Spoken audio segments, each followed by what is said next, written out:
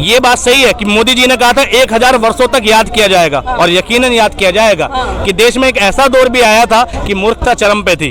ठीक है, देश में ऐसा दौर भी आया था कि लोग एजुकेशन की जगह धर्म को प्रायोरिटी दे रहे थे। देश में एक ऐसा दौर भी था कि लोगों को हॉस्पिटल, लोग फटे हाल थे, खाने को रोटी नहीं थी, रोजगार नहीं था, व्यापार नहीं था, सब कुछ चौपट पड़ा था, लेकिन लोगों को चमचमाती सड़कें दिखाई जा रही थी।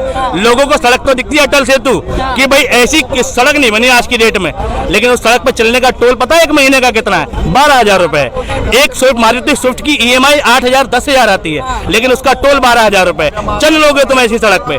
आज अगर आपको मालूम हो साहब, प्रधानमंत्री आवास के रूप में लोगों को छत देने का सरकार कर रही है। इंदिरा आवास नहीं, आज की तारीख में इंदिरा आवास में कितने आवास आए? आज उत्तर प्रदेश में 35 लाख आवास आए। इतिहास में कभी उत्तर प्रदेश के इतने आवास नहीं आए। हमारे बदायूं जिले में 15,000 प्रधानमंत्री आवास आए। कभी इतिहास में हमारे जिले में आज तक, आजादी से आज तक एक वर्ष में कभी 15,000 आवास किसी को नहीं मिले।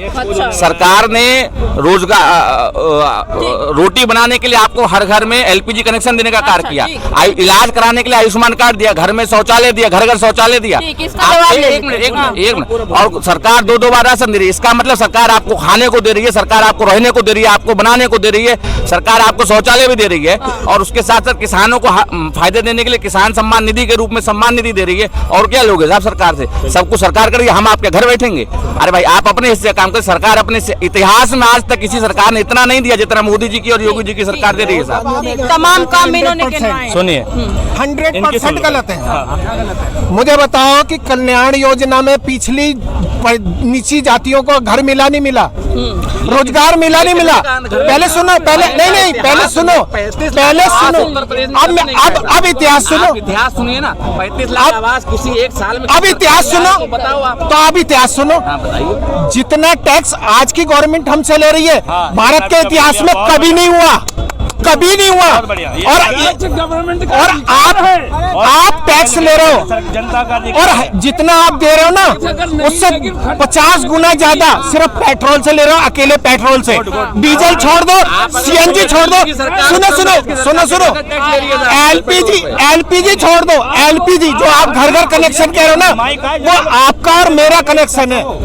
अगर आप और मैं सिलेंडर ना देना तो सरकार किसी को सिलेंडर नहीं देगी। सरकार के पास कहाँ है सरकार के पास सिलेंडर? एक मिनट, मैं सिलेंडर छोड़ता हूँ, साल में 6 सिलेंडर लेता हूँ, तो 6 सिलेंडर आगे जाते हैं। अब सुनो, अब आप आगे सुनो। जिस रोड पे आप चल रहे हो ना, आप ये कह रहे हो तरक्की। पहले आप गाड़ी खरीदने जाओगे तो टैक्स दोगे और फिर टोल टैक्स दोगे, पहले रोड टैक्स दोगे। जी नहीं, पहले नहीं था, पहले सुन लो। अरे पहले सुन तो लो, अरे पहले सुन लो। 100 किलोमीटर नहीं चलेंगे, 100 किलोमीटर नहीं चलेंगे, टोल टैक्स देंगे, और फिर 100 किलोमीटर नहीं चलेंगे, फिर टोल टैक्स देंगे। कांग्रेस के समय टोल टैक्स हमारे जिला, हमारे घर के बगल में था। आप टोल चलाएंगे ठीक है, और वो टोल चलाएगा तो गलत है। इस देश में सब कुछ हमारे पैसे का है, और हम ही पिस रहे हैं। हमेशा से हमारे पैसे का जनता को जरूरत, प्रधानमंत्री मोदी की तो प्रधानमंत्री मोदी जनता के पास नहीं आ रहे, घूमने जा रहे हैं। चाचा आवास बताता हूँ, ये कह रहे हैं ना आवास मिला 35 लाख लोगों को। देखो सुनो, इंदिरा के टाइम पर भी भाई आवास मिले थे, जिन्हें हम टी कैंप के नाम से, इंदिरा कैंप के नाम से जगह जगह झुग्गियां है मिले थे। लेकिन सुनो, कंप्लीट तो करने दो भाई, पूरा सुनो मैं क्या कह रहा हूँ, कंप्लीट सुनो। पता है क्या हुआ आवास में, क्या हुआ पता है? आवास में मैं गारंटी देता हूँ इस बात की, एक भी ऐसे व्यक्ति को आवास नहीं मिला मोदी की सरकार में जिसको वास्तव में आवास चाहिए था। किसी किराएदार को आवास नहीं मिला। आवास किसे मिला? आवास बनाने का पैसा मिला 2.5 लाख रुपए। 2.5 लाख रुपए उसे मिला है जिसपे जमीन थी, मकान था, कच्चा पक्का मकान था। लोगों ने अपने मकान तोड़वाए 2.5 लाख रुपए लेने के चक्कर में, दोबारा से बनवाने के चक्कर में। नहीं, एक मिनट, पूरा देना कंप्लीट कर लो, फिर देना कंप्लीट कर लूं, पूरी सुनूंगा, कंप्लीट कर लें दो। जितने आवास मिले वो सब उन लोगों को मिले जिन पर ऑलरेडी आवास थे, उनको पैसा मिला बनाने का, आवास नहीं मकान बनाने का पैसा मिला, एक बात। और एक भी किराएदार को नहीं मिला जिस पर पहले से कोई जमीन नहीं थी। जमीन के कागज दिखाओगे, आवास बनाने के पैसे मिलेंगे। ठीक। दूसरा, काशीराम योजना चली मायावती के टाइम पे, 8 की झुग्गियां मिलकर परथला में घर मिले, ठीक है, तुम्हारे बहुत सारे घर मिले, हजारों फ्लैट, ठीक है, मायावती लाखों फ्लैट, हजारों में नहीं लाखों फ्लैट, ठीक है, आवंटित करके जा चुकी मायावती। तो भैया आवास। दूसरी बात, रोज भाई कह रहे राशन, 80 करोड़ लोगों को अगर राशन मिल रहा है देश में, देश की आधे से ज्यादा आबादी, अगर आधे से ज्यादा आवास पे ले, चलो आवास पे ले लो। देखिए, आवास की बात का जवाब देता हूँ। 2017 में जो सरकार ने आवास दिए थे वो दी थी 2011 की जनगणना के हिसाब से जो सूची बनी हुई थी, जो सपा गवर्नमेंट में सूची बनी थी, उसको खत्म करते 2017 में आवास दिए। उसके बाद 2018 में सरकार ने एक सूची बनाई, अनुपूरक सूची, उसमें जो व्यक्ति अपने आप को पात्र समझता है, अपना नाम डलवाया, सब उसकी आवास आपको 2020 में सरकार ने दिए। तो ऐसा नहीं, जिसको आवास पात्र थे, जो व्यक्ति ने अपना नाम अनुपूरक सूची में डाला तो उसको मिले हैं। आप आगे हमारे बदायूं जिले में देखिए, उदाहरण स्वरूप हम आपको दिखाएंगे कि किस किस को मिला है। ऐसे आदमियों को मिला जो रेंट पे था, अभी कोई भी आवास मिला नहीं। एक मिनट, आवेदन करने की शर्त क्या थी? आपके पास अपनी जमीन की रजिस्ट्री होनी चाहिए, ये शर्त थी ना, जमीन की रजिस्ट्री होनी चाहिए। जिस पर जमीन की रजिस्ट्री थी, मुझे चाहिए भी नहीं, मुझे चाहिए भाई, मैं कैपेबल, मेरे पे है ऑलरेडी घर, मैं आवेदन किया भी नहीं ना करना, ठीक है, नहीं चाहिए, मेरे पे है अपना घर। मैं कह रहा हूँ जिसको जरूरत है देश में उसको मिलना चाहिए। और जरूरतमंद कौन है आवास का? जो किराए पे रह रहा है भाई, जो किराए पे रह रहा है वो जरूरतमंद है ना। काशीराम जी के जमाने में आवास मिले होंगे साहब, सुनिए, काशीराम जी के जमाने में आवास मिले होंगे, मायावती बहन जी के जमाने में आवास मिले होंगे। पर मेरा सवाल ये था आपसे, क्या 35 लाख आवास किसी सरकार ने एक साल में दिए उत्तर प्रदेश में? आप दे दो, आप बात खत्म। जिनको जरूरत है उनको नहीं मिला। जो व्यक्ति पात्र था, जिसका नाम अनुपूरक सूची में शामिल था, उसको आवास मिला है साहब। हमारे बदायूं जिला उदाहरण है। सुनो, ये कह रहे हैं जो पात्र था, पात्र कौन है? जिसपे घर नहीं वही तो पात्र है, या जिसपे जमीन की रजिस्ट्री वो पात्र हो गया? कैपेबल कौन होगा भाई? घर किसको? 2.5 लाख रुपए में तो पहली बात घर नहीं बनता आज की डेट में।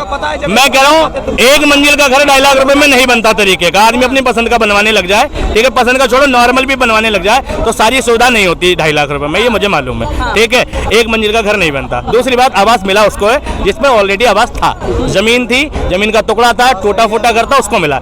किसी भी किराएदार को यूपी से लेकर दिल्ली तक, दिल्ली से लेकर हरियाणा तक, पूरे भारत में किसी भी रेंटर को आवास नहीं मिला। 2.5 लाख रुपए मिला और उसमें भी घोटाला किया। निगम पार्षद ने 50,000 खाए, प्रधान ने 50,000 खाए, 2 लाख रुपए मिले, किस्तों में पैसे आते थे, ठीक है, और किस्तों में पैसे आते थे, मकान की बुनियाद डाल दी, 3 महीने बाद पैसे आ रहे, 4 महीने बाद आ रहे, लोगों के साल 1.5 साल में भी आए हैं पैसे, ठीक है। तो उनकी स्थिति क्या गुजरी होगी जिन्होंने अपने रहता हुए घर को टुटवाया, फिर उसको बनाने लगे, सरकार से पैसा बंद हो गया, बीच में योजना बंद हो गई, किसी के करप्शन से, किसी भी कारण से उस घर की जो आर्थिक स्थिति बिगड़ी। कोविड में पहली बार हुआ कि लोगों की तनख्वाह बढ़ने की जगह घट गई, आधी हो गई, ठीक है, कौन उत्तरदायी, कौन जिम्मेवार, ठीक, रोजगार दिए नहीं लेकिन तनख्वाह आधी हो गई। इतने लोग सड़कों पे पैदल चल रहे थे, ट्रेनें नहीं चली, ठीक है, लेकिन जो पटरियों पे मर गए उनकी डेड बॉडियां ट्रेनों से पहुंची, ठीक है भैया।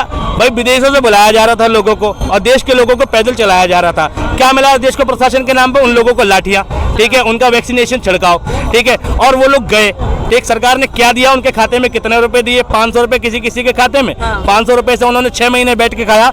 मोदी जी जब तक देश की व्यवस्था ठीक थी रोज टीवी पे आते थे, जब देखा देश में आक्रोश बढ़ रहा है टीवी से गोल हो गए, ठीक है। मोदी जी ने कहा था नोटबंदी 50 दिन, ठीक है, 51वें दिन बता देना कोई मेरी गलती निकल जाए। आए मोदी जी ने आज तक माफी मांगी कि नोटबंदी एक गलत डिसीजन था। अगर गलत नहीं था तो 2000 का नोट बंद क्यों किया तुमने? अगर गलत नहीं था तो 2000 का नोट बंद क्यों किया? और बंद किया तो उसकी, अगर वो भी गलत नहीं है तो उसका भी जवाब दें कि बंद क्यों किया।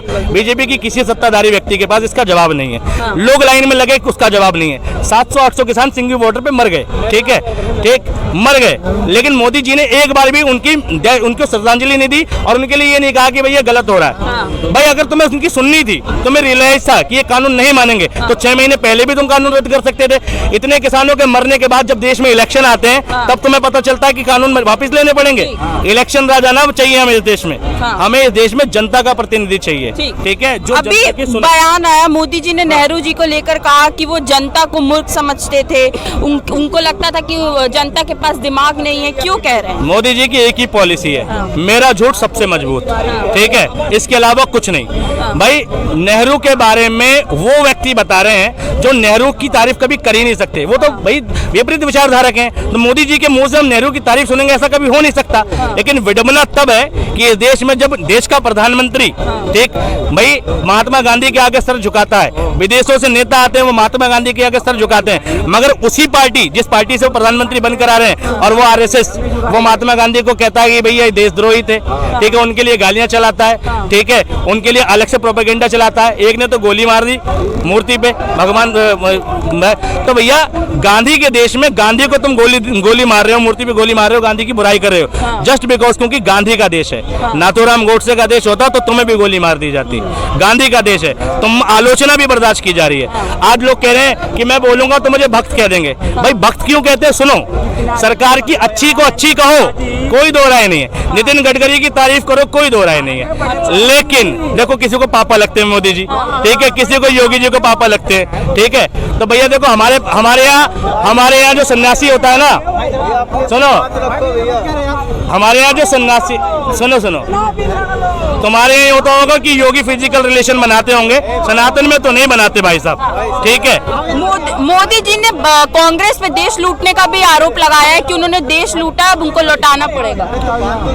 देश कितना लूटा ये तो मोदी जी की जब सरकार जाएगी, चाहे 10 साल बाद, 20 साल बाद, 50 साल बाद, कभी भी जाएगी,